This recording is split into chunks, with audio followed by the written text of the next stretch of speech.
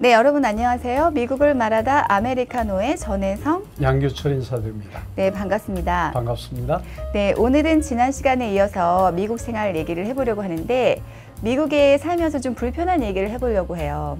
어떤 것이 있을까요? 첫 번째로? 미국에 살면서 사람들이 어렵다. 그리고 한국에서 생각하는 분들이 미국은 범죄가 많다. 총기 사고가 많다. 뭐 이런 얘기들 하시는데 미국의 총기 소유가 자유롭죠. 만약에 미국에 총기가 소유를 할 수가 없다고 그러면 어떤 일이 생길까 하고 생각을 해봤어요. 만약에 총기 소유가 자유롭지 못하다 그러면 미국에 있는 외딴 집들이나 모든 사고들이 아마 지금보다 10배는 더 많이 날 겁니다.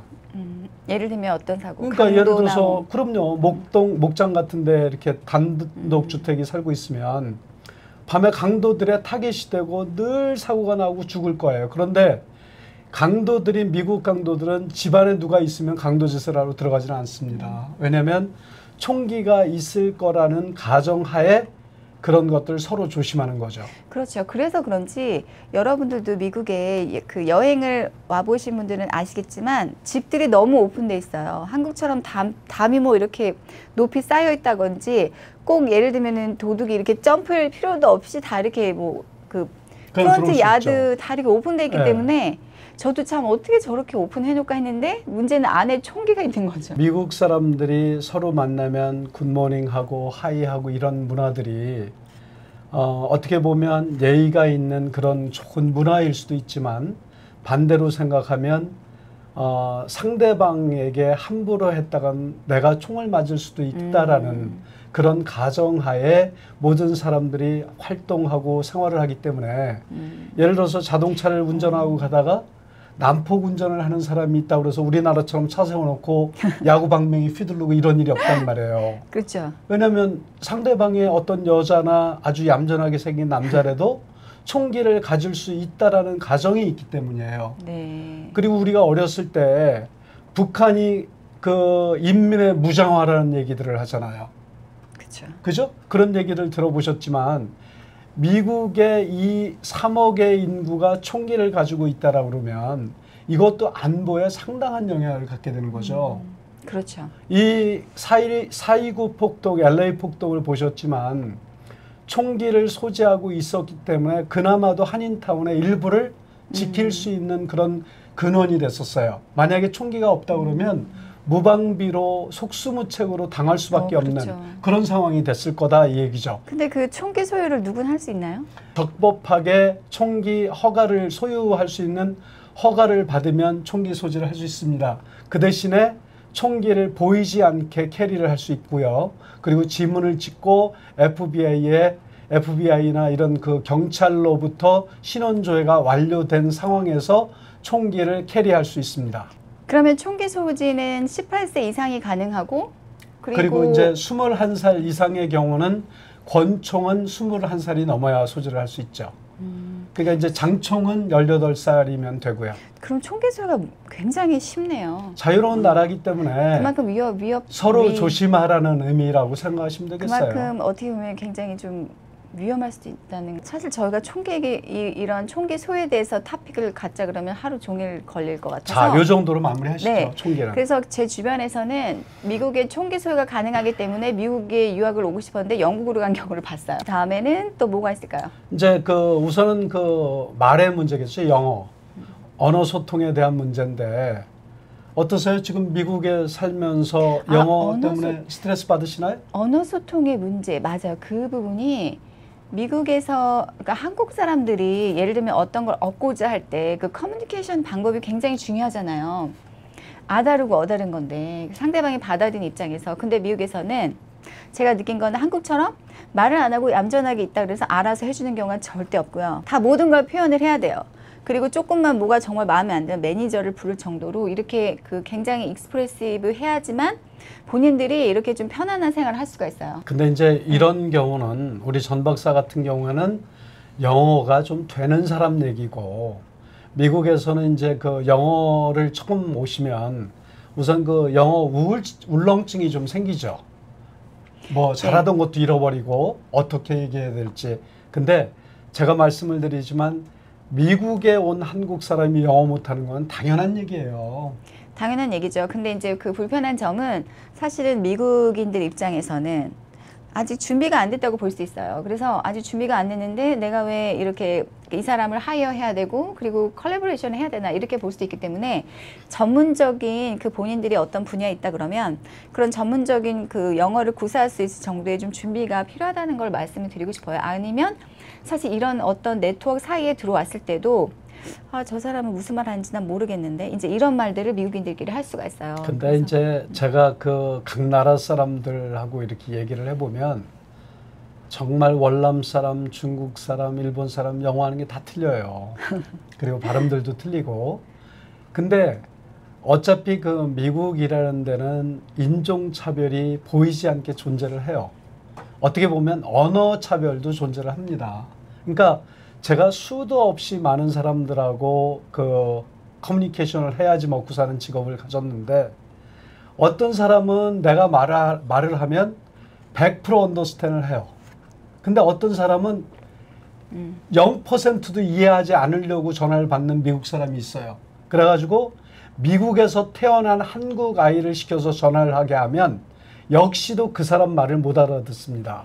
그러면 제가 뭐라고 하느냐면 저놈의 새끼는 인종차별하는 새끼다. 제가 그 얘기를 해요. 결국은 뭐냐면 미국도 이제는 외국인들이 많이 살기 때문에 외국인들이 이 전화를 하고 말을 해오면 언더스탠을 하기 위해서 상당히 노력을 합니다. 그렇죠. 다소 좀 문장력, 어휘력이 부족하고 문법적으로 말이 안 돼도 우리 그 아이들이 3살, 4살짜리가 한국말을 정확히 모르는데도 엄마들은 다 알아듣잖아요. 그렇죠. 근데 이제 마찬가지예요. 네, 결과적으로 이런 프로페셔널 그룹의 입장에서는 그 정말 영어가 어느 정도 이렇게 준비가 안 되면 본인들이 아무리 전문성을 가지고 있어도 약간 이거를 룩다운할 수가 있기 때문에 좀 그런 언어적인 장벽에 있어서 좀 불편함들을 느끼실 거예요. 그래서 그런 부분에 대해서 좀 잔점이 있을 수 있고요.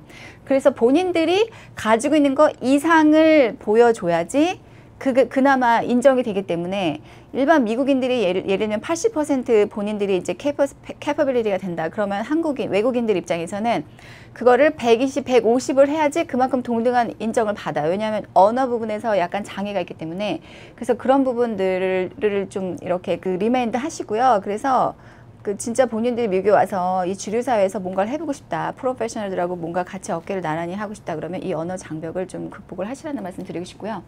그 다음에 또 어떤 문화가 있을까요? 한국에서 미국에 오는 사람들, 특히 그 관광객들 보면 팀 문화라든지 그런 미국의 그 문화들을 이해를 못해서 그렇죠. 그래서 미국 사람들한테 본의 아니게 욕을 먹는 거를 많이 봤어요. 특히 에이시안 사람들 싫어하잖아요. 그래서. 네, 그래서 이제 그 팁에 대한 얘기를 좀 해드리면 한국에는 음식을 먹고 물건을 사면 부가가치세라는 게 10%가 가산이 돼요. 미국도 마찬가지로 세일즈 텍스라는 것들이 있습니다. 거의 10% 전후 요 정도가 되는데 그것들은 계산서에 나오니까 사람들이 뭐 군소리 안 하고 돈을 내는데 팁에 대한 문화는 아직 이해가 안 돼서 그런데 우리 그 전 박사님께서 그 팁 문화에 대해서 좀 간단하게 설명을 해 주시죠.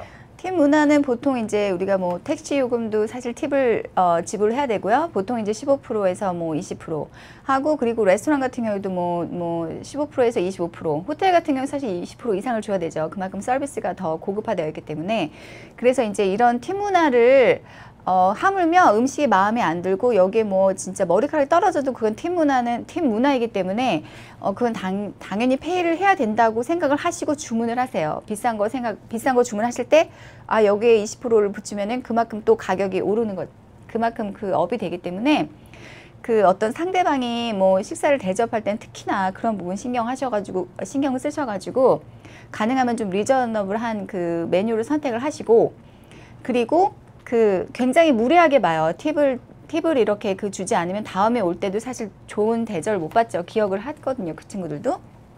그래서 이 팁 문화는 그 하나의 문화이기 때문에 그거에 대해서 옳고 그름을 따지시는 거는 저는 옳다고 생각 안 해요. 그래서 그런 부분이 있고 그리고 또 하나 아까 말씀하신 부분이 그런 텍스 부분인데 한국에서는 우리가 어떤 쇼핑을 할 때 우리가 이렇게 뭐 이거 사면은 이게 뭐 10만 원 되겠다 이렇게 계산이 되잖아요. 근데 미국에서는 아까 말씀하신 대로 그 각 주마다 세일즈 텍스가 다르기 때문에 미국에서는 이게 10달러라고 붙어 있지만 이게 10달러가 아니에요. 계산할 때 보면 여기에 텍스가 또 붙어서 플러스 알파가 나온다는 거죠. 그래서 계산을 하실 때 그 부분을 염두에 두시고 여기 텍스가 붙으니까 예를 들면 버젯이 뭐 100불이다. 근데 그걸 100불에 딱 맞춰서 하시면 안 돼요. 거기에 플러스 세일즈 텍스가 붙는다는 걸 염두에 두시고 그렇게 해서 이제 소비를 그렇게 해서 이제 쇼핑을 하시라는 말씀을 드리고 싶어요. 그런 부분이 좀 불편하죠. 제가 이제 지금 팁 얘기를 하다가 텍스 문제가 나왔기 때문에 제가 참고로 한 가지를 덧붙인다면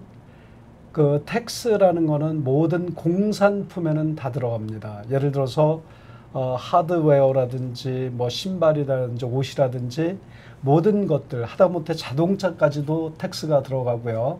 식당에서 조리를 한 음식은 텍스가 들어갑니다. 예를 들어서 식품점에 가서 고기를 산다든지 사과를 사든지 과일을 사면 텍스가 안 붙어요. 그런데 음료수도 마찬가지예요. 예를 들어서 물은 텍스가 없는데 탄산가스가 들어가 있는 거는 텍스가 붙습니다.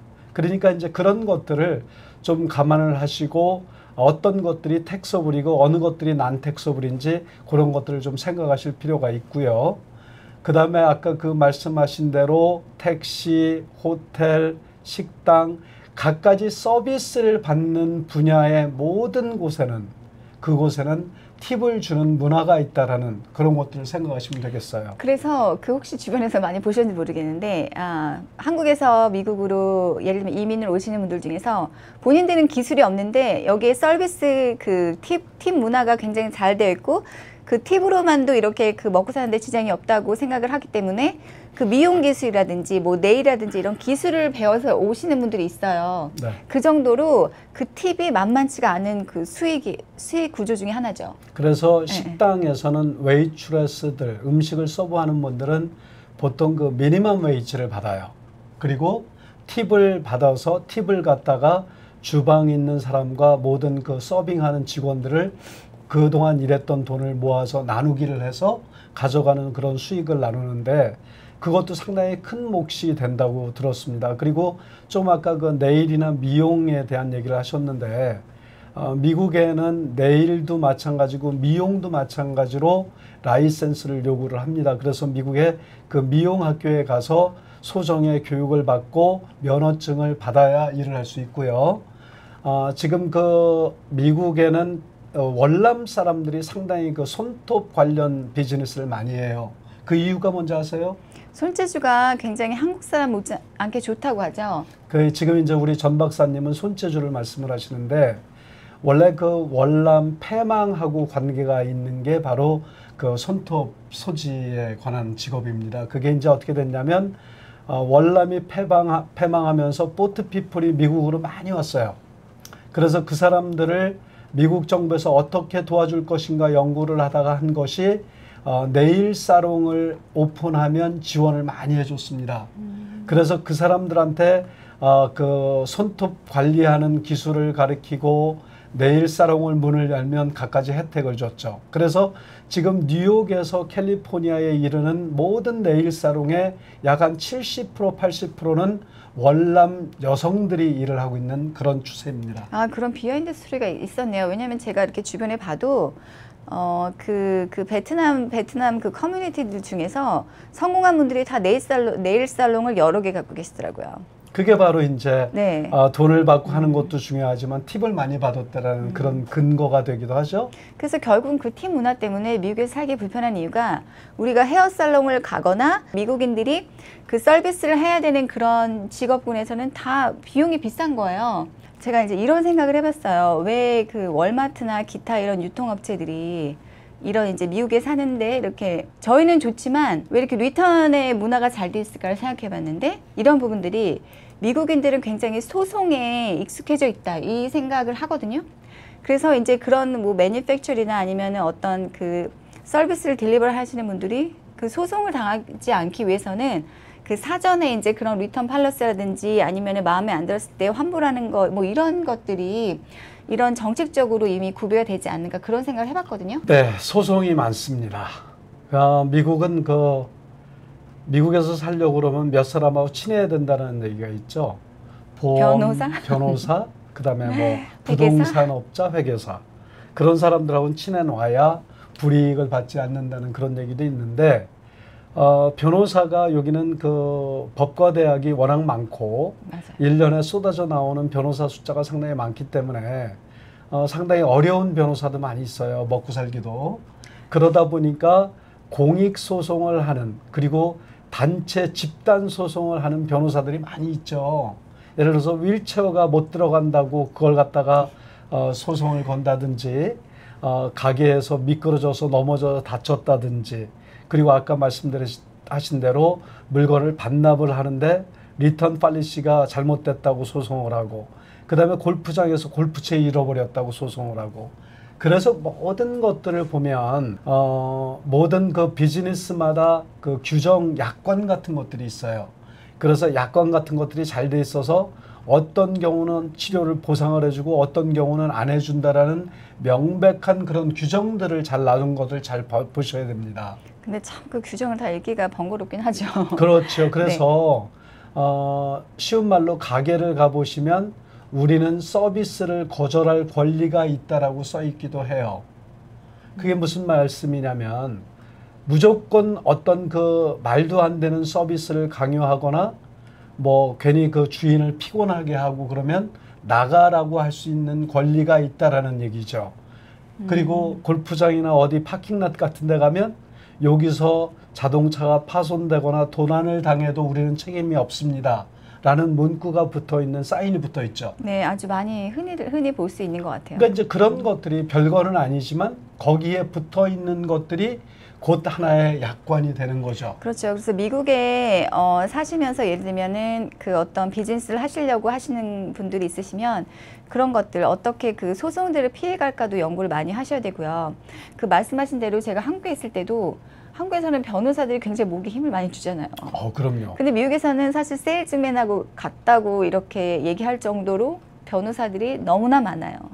그래서 이제 그만큼 세일즈를 많이 해야 되는 거죠. 그래서 그 정도로 여기는 소송이 많기 때문에 그만큼 변호사도 많다는 거를 인지를 해 두시고 뭐 오래전에도 그 맥도날드 그 소비자 중에 이거 핫커피가 뒤었다고 해서 엄청난 그 보상금을 받았잖아요. 그 정도로 소송을 할 것만 찾고 있는 분들도 있을지 모르겠지만 어쨌든 얼마든지 소송을 할 수 있다는 거죠. 그러니까 이제 그 무슨 일을 하거나 언젠가는 내가 의뢰인이 되기도 하고 어떤 때는 고소를 당하기도 하는 그런 여러 가지 그 상대적인 일이 있을 텐데 다른 거 없습니다. 우선은 정확한 그 약관에 정해진 대로 내용을 정확하게 읽어보고 그리고 이해를 하고 그거에 대한 그 권리를 주장하고 이런 것들이 필요할 거라고 생각을 하고 하나의 그것도 미국의 문화의 하나니까 그렇게 이해하고 받아들이셔야 될 거라고 생각합니다. 네, 그리고 또 하나 짚고 넘어가야 될 부분은 그 미국에서는 이제 그 예를 들면 여러 기관들이나 회사에 전화를 해보면 알겠지만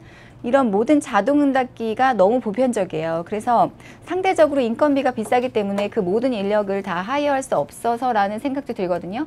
기본적으로 다 그 메시지 박스로 넘어가기 때문에 그게 너무 보편적이라고 생각하시고 한국인 입장에서 굉장히 불편하실 거예요. 왜냐하면 성격들이 급하시기 때문에 내가 지금 당장 답을 얻어야 되는데 답이 안 오고 있다.